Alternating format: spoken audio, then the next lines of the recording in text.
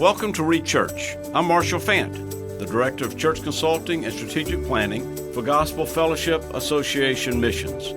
My purpose is to encourage pastors and church leaders as you refocus, renew, and revitalize your churches.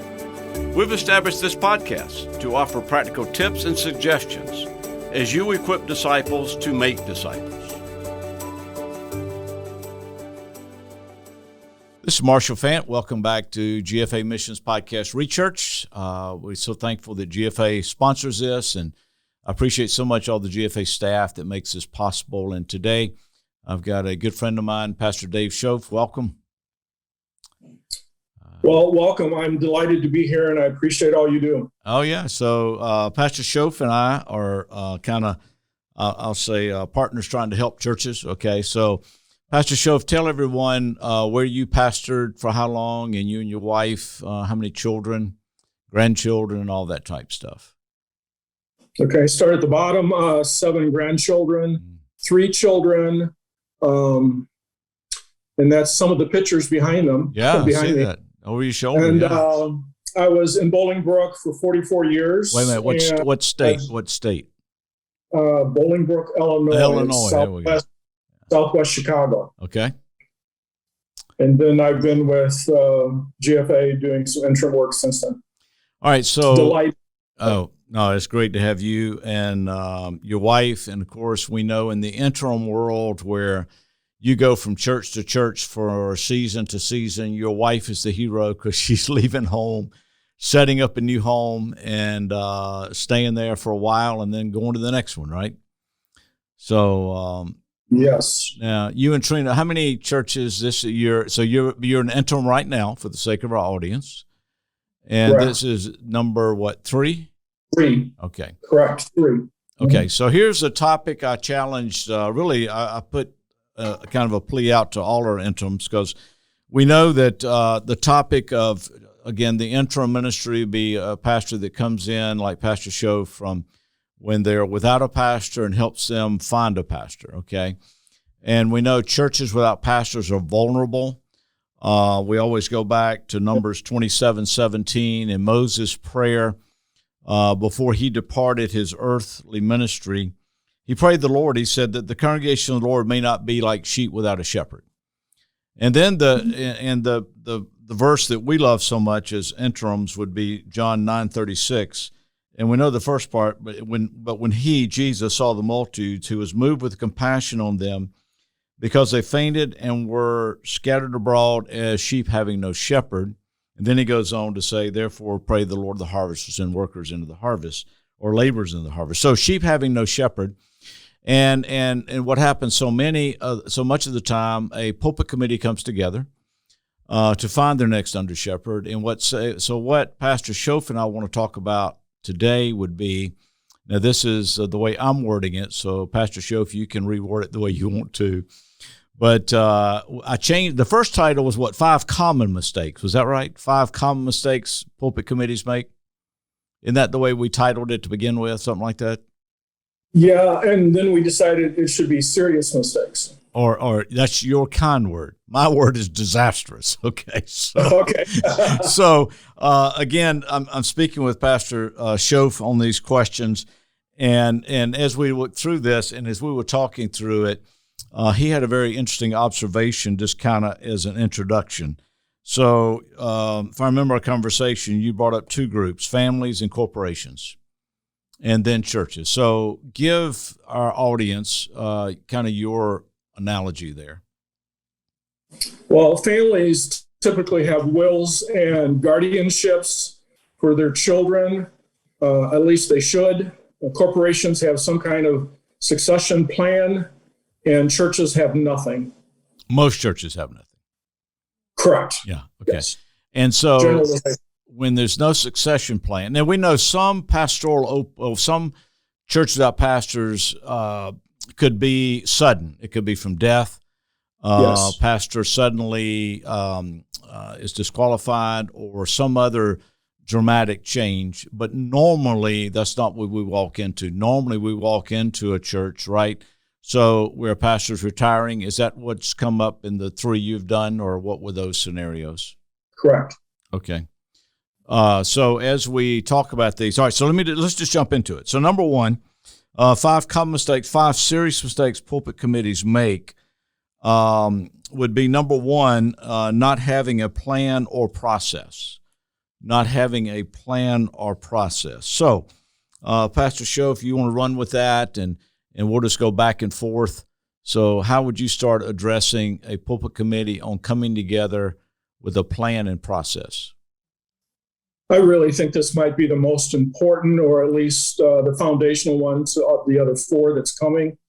But somebody has to go through and review things such as the Constitution. So what does the Constitution say looking for a pastor should look like? There has to be some kind, and by the way, most constitutions need some kind of an update. Okay, so you've been in 3 churches, and I would say most all churches, if there's been any time without a pastor needs an update. Fair? Yes. Oh, yes. Okay. Very much so. Okay. And even the church I left, I kept seeing things that needed to be addressed. So I think it's just because of life. The church where you retired from. Correct. Okay. And then budget needs to be looked at, and the covenant and the policies and those type of things. The budget especially, because you need to know if you have any money to bring a candidate to the church and not be cheap about it. And it's going to cost some money. So where is that money going to come from? I mean, it could cost several $1,000s to get a candidate to the church, take care of them, and pay his expenses. All right. So let's just play this out a little bit. So what would be if a church is trying to do it on the cheap? What would some of that look like? And what I'm saying is, so why is it important? We're not trying to, woo and wow a candidate, but why is it important to make sure you have a budget set aside for a candidate to come in and where he can have privacy or whatever you name it while he's there? There's so much to that. Is he going to drive and bring his wife and children? He should. Mm-hmm. Is he going to be here for some extended period of time? He should. Mm-hmm. It could be a couple Sundays and then all week. Right. So that means the church has to provide some kind of meals for him, transportation to get here, transportation to get home. And he needs to have privacy for a lot of reasons. One of them being so he can just talk to his wife without people eavesdropping, or at least he feels maybe people would eavesdrop. Sure. So some kind of a private setting for him. He might want to come and go at his own leisure, and that would be good. He might want to drive around town and just look at the different neighborhoods or the different stores, or run to Walmart. And it's kind of uncomfortable if you're staying at somebody's house. Yeah, and I think another thing, when you're staying in somebody's home, and we've all done it, you almost feel like you have to entertain them to a point. And yes. when you're a candidate and every question you're asked is important, you need that time of privacy, but also just not to have to entertain anybody. Yes, and then to take phone calls and to talk candidly on the phone, maybe to somebody else. So right. Yeah, there's a lot of reasons there needs to be some privacy. Okay, so that budget should include transportation, food, hotel, or Airbnb. Airbnb at home may be nice if you could do that for them. So you got to have the budget, as well as the committee itself may need a budget, right, in order to just get things up and going. Right, and I think a lot of things need to be looked at. There needs to be research and all that, but what if the website needs to be updated, or the Facebook, so you need at least people that know how to do all that and put some photos in there. And a lot of churches haven't looked at those things for years, and it'd be nice to have it all up to date. Maybe there's going to be office equipment. Maybe they're still using a mimeograph machine. Let's hope not. All right, so maybe the internet, dial up or something. Yeah. All right. So yeah. But I mean, so I'll have you comment on this, because you're into, like, you have the privilege, you and your wife have the privilege of seeing a church for the first time over and over and over, where most church members have been there a long time. All right, so Right. would you say that it would be far more advantageous on a candidate's part to see a church that's already doing something and already up to date, instead of him being overwhelmed, like you said, the web page, a website, the Facebook page? And I would like for you to, Pastor Shoaf, if we can part right here a minute. The church where you're currently serving, I had the privilege of being there with you, and you actually helped them redo an office. All right, so tell us why you did that. I mean, why would you take on a project like that as an interim, and what were you trying to accomplish? Well, many things. I feel my role is not just to help them find a pastor, but to prepare them for one. Okay. And I did not like the office settings where they were. I didn't think it was very functional. It was in a basement, right? It was in a basement. The secretary was in the basement. Right. And the pastor was in a little small office. And so I kept talking to people about things, and almost everybody said, we've got to get the secretary out of the basement.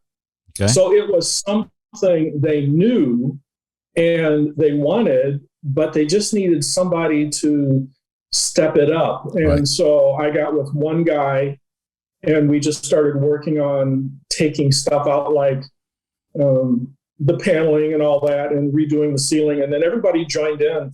And it's been a very, very wonderful change for the church to have a wonderful office for the secretary. So this new office was actually in a building that wasn't being used as much, right? So, I mean, there was additional space in this situation. Yes. So you saw a need, and so you almost challenge churches. And again, this is another great reason to bring in an interim, is so they can see things firsthand and walk you through this. All right, now, a couple other things. So talk to us. You talked about the Constitution. Pastor Shoaf, how in the world do you deal with to make sure membership records are up to date before they go voting on somebody? How do you address that? Because this is part of the process. Right, it is.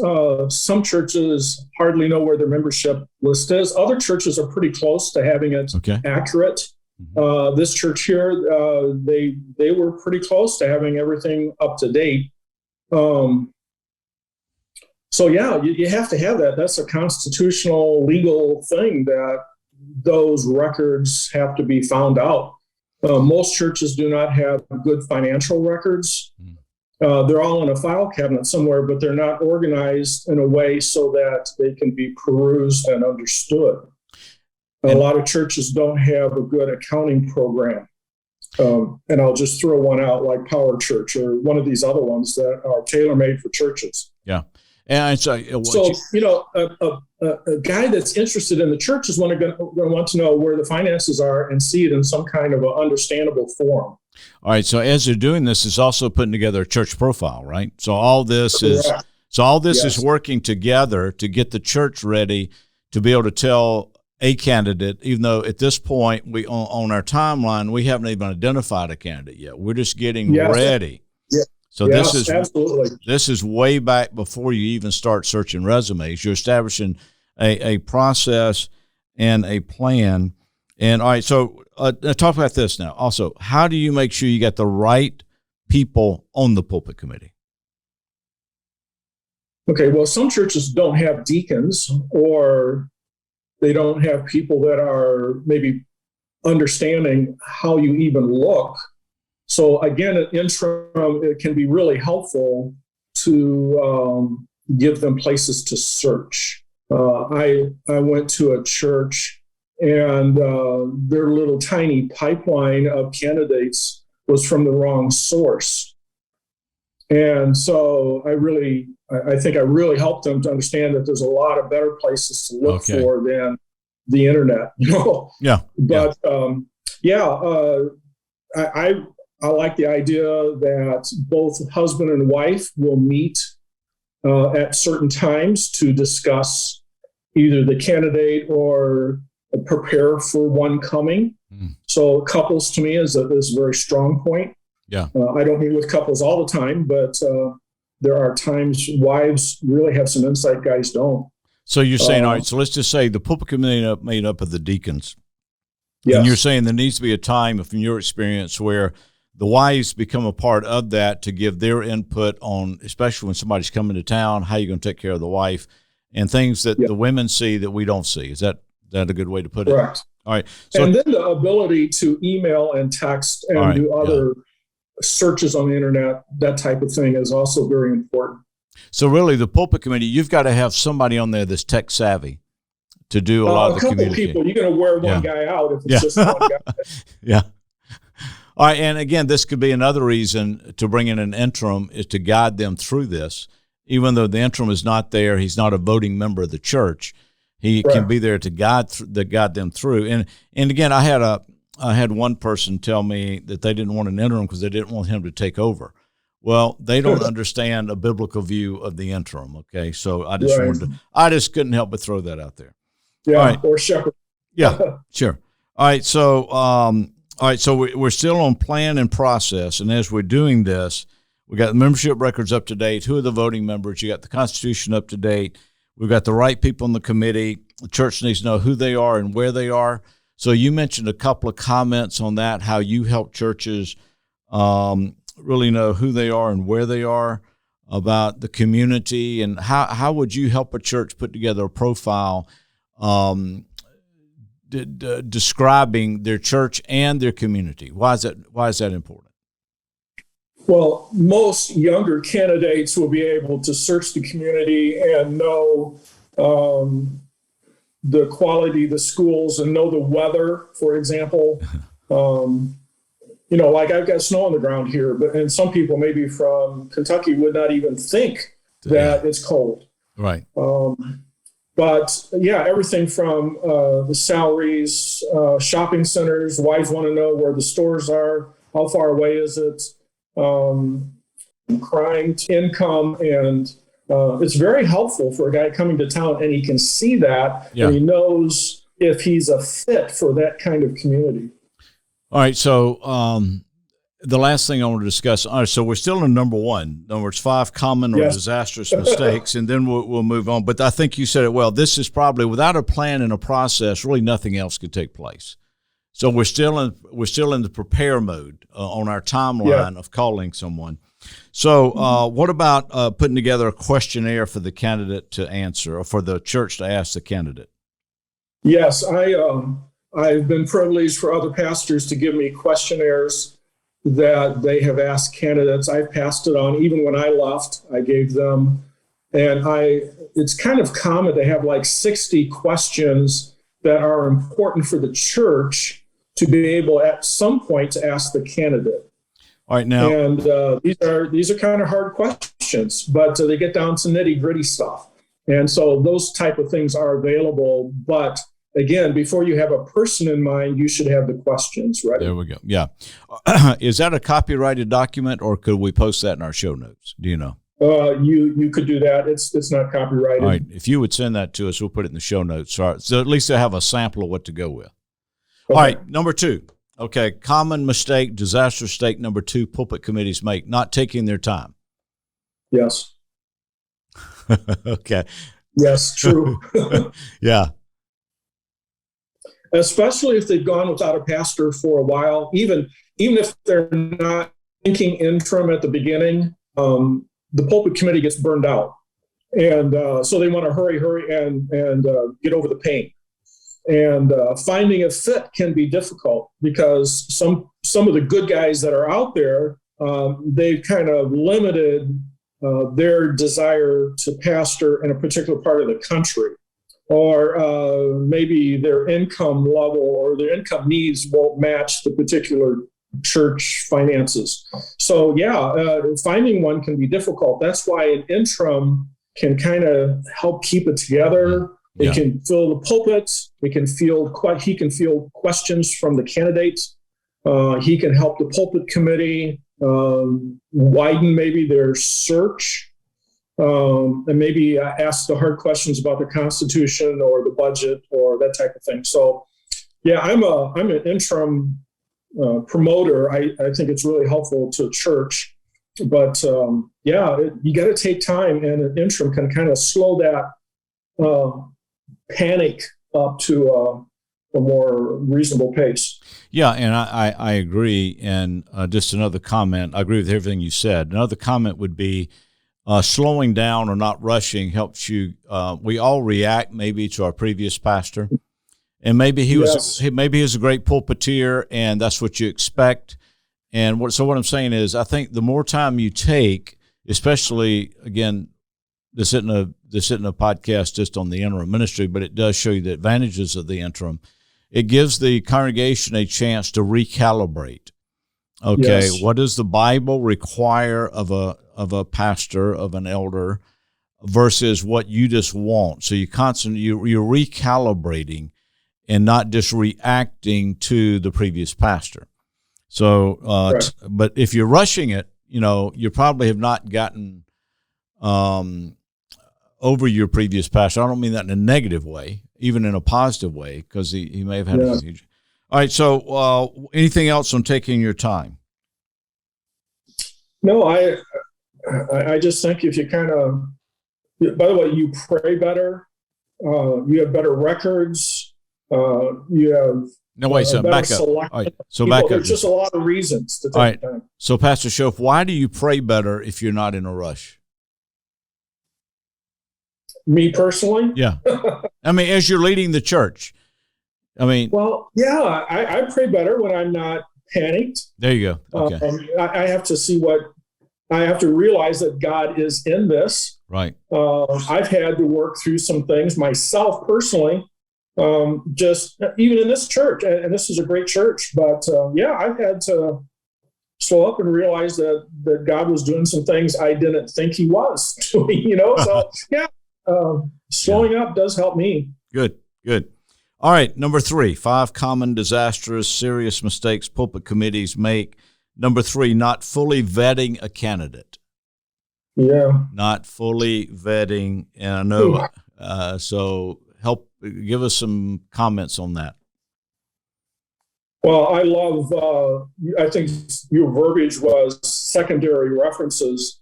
Secondary references are the references you get from the primary references.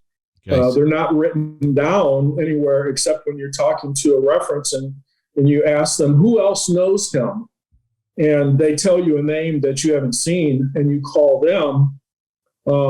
I found incredible stuff that was not on the resume, but came from a secondary reference. There was one guy that was divorced, but he didn't put it down, but a secondary reference told me. And when I called him back, he said, how'd you find out? Yeah. So I didn't tell him. But it's like the Lord doesn't know these things, right? Yeah. Okay. So a primary reference is probably what's going to be on the resume, or yes. So secondary reference would be you find someone, you call in the primary reference, and then you ask them, who else do you know that knows this person, right? Yeah. That's a secondary reference. Important. All right. Yeah. What about the basics of background checks? Yes, it should be required. It should be in every church constitution, or at least in their policies. So before a guy comes, he should at least go through that. Background checks are not that expensive, and there's all different kinds out there. Yeah. Sometimes a church insurance company can help you get one. Mm-hmm. There's all kinds of ways of getting one, but yes, that's very, very important. All right. So what would be some other things as a pulpit committee is fully vetting a candidate? Things like, how long did the candidate stay at his previous church or churches? Yes, and that should be part of the research that you do. Now, why is that important? Well, I've noticed that in some candidates we've had, every few years they're at a different church. And so it kind of looks like when a church, a bigger church gives an opportunity, they leave the smaller church to go to the bigger church. Or if another church would pay more, they'd leave one church to go to one that paid more. And on a regular basis. And I'm just not interested in those kind of guys. Or a guy who won't work through conflict. The first pushback he gets. Yeah. Correct. Yes. Okay. Yes. Another question I would ask you. So the way a pastor leaves, will contribute. I mean, the previous pastor. Okay, so Yes. would you say, all right, lots of times in our churches, all right, so you pastored in your church in Bolingbrook for how many years? 44. How many? 44. 44. Okay. Now, you had someone on staff that became the pastor, right? Correct. Okay. So that was a transition from within. All right. But Yeah. in your observation of churches, if you've done this, would it be fair to say, Pastor Shoaf, that the longer someone had been at a church as a pastor, the more need of an interim so the next guy in doesn't become like a sacrificial lamb? Yes, and especially if there's nobody within to take the ministry. Yeah. Okay. All right. Because there's going to be a lot of differences. Yeah. Okay. You want to comment on what that difference may be? Oh, it could be everything from length of sermon to style of preaching to how he does his office hours, how he does counseling, whether he's personable, whether he walks around the auditorium before he preaches or he stays around after he preaches. I mean, it could be everything. Yeah. Okay. There's going to be a difference in personality and maybe even biblical interest. Some would preach a lot from the Old Testament. Others would be very topical. So, yeah, there's going to be a difference of the next guy. So an interim can kind of shape things up. All right. So you touched on this earlier, but again, under the category of fully vetting a candidate, there is a formal time to vet a candidate, like in Sunday services, and then there's informal lunches, dinners, breakfasts, just informal Q&A. What would be, from your opinion and your experience, what would be the ideal length of time a pulpit committee should plan on bringing a candidate in for? What would, in your view, what would be ideal? Well, I wish I could tell you perfectly that I've always done it this way, and I haven't. But I am leaning towards a Sunday through Sunday that includes something going on every day of the week between the two Sundays. Okay. So whether he is out with somebody visiting other churches in the area, or whether he's eating meals with people or taking walks and just seeing the neighborhood. It could be all kinds of things that a candidate can do, and especially his wife. There needs to be some quality time that she has to ask questions of other ladies, to see if she's a fit with the ladies that are in the church. So, a week, I would say, would be minimal. Okay, so in your ideal world, come in on a Sunday, do the Sunday services, have the week, do a Wednesday service, do another Sunday service, and so you've got formal times and you have informal times. And as they're doing this, again, this is important because every church has a culture. And so the pulpit committee and the church needs to communicate who they are. The pastor and his family need to communicate who they are to really see if these two cultures can work together. Yes, it's a two-way street. Yeah, okay. Anything else on not fully vetting? I think if you've done your homework up to this point, when he comes, the questions and answers will be rather smooth and no surprises. But if you haven't done it, there's a good chance somebody's going to ask a hard question and he's going to fumble. Yeah, so the part of the vetting would be reading a doctrinal statement, listening to sermons, or watching sermons online. Oh, yeah. Yes. Please watch the sermon. Yeah, and watch how he conducts a service. The entire service, just don't watch just a sermon. How he does an invitation, if he does one, all of that is part of who this person is. And it is the pulpit committee's responsibility to fully vet. And of course, the only sinless one was Jesus, right? So we know that us pastors have many scars, scabs, and warts is the way we like to put it, but so do churches. All churches have scars, scabs, and warts. So, it's important, again, the church culture, trying to match up. I mean, the man could be fully qualified biblically, right? But it just may not be a fit for that church culture where that church may be. Is that fair, or am I being too narrow? Yes, absolutely. Okay. Good people don't fit everywhere. Okay. All right. So, common mistake or serious mistake number 4, not communicating with proper people in the proper way. All right, so not communicating with the proper people. This is the pulpit committee now, and in the proper way. So who should the pulpit committee be communicating with, Pastor Shoaf? Well, I'm guilty of this one. I wish I was a better communicator with some of this information, at least in the past. I think I'm doing better now. We have a spokesman in the pulpit committee that does give these regular updates. I think the whole church needs to hear the update, so whoever's in the church service can be up to speed. It eliminates a lot of talk or assumption. But the pulpit committee needs to also communicate among themselves. And so if a guy says, hey, I'm really struggling, I just don't know anymore. I kind of thought, well, everybody needs to hear that in the pulpit committee, and they work through that. Okay. And wives also. So if a wife is struggling in the pulpit committee, that needs to be communicated, because maybe she's saying something everybody else misses. Yeah. So, yeah. All right. So even though the wife may not be a voting member, it would be important to have her input. Oh, well, I'm talking about the wife of somebody on the pulpit committee. Okay. Yeah. All right. So we got others on the committee. What about how, now you said you had a spokesman for your pulpit committee. How often did he give an update to the church? And how was that update? Was it email? Was it verbal? Was it in a service? A part of the normal service? It was verbal in a service. Verbal in a regular service, like a Sunday morning or Sunday night service? Yes, okay. Correct. And it was maybe, and we should do it more, but it was mostly when there was some change or it was from a general statement, we're looking, we have some eyes on somebody, to, we had a Zoom call, and so whatever the update is, everybody knows about it after the fact, or soon after the fact. How often were those updates? Were they scheduled, or just as you had new information? New information. Okay, so anytime there was new information, then you would report it to the congregation.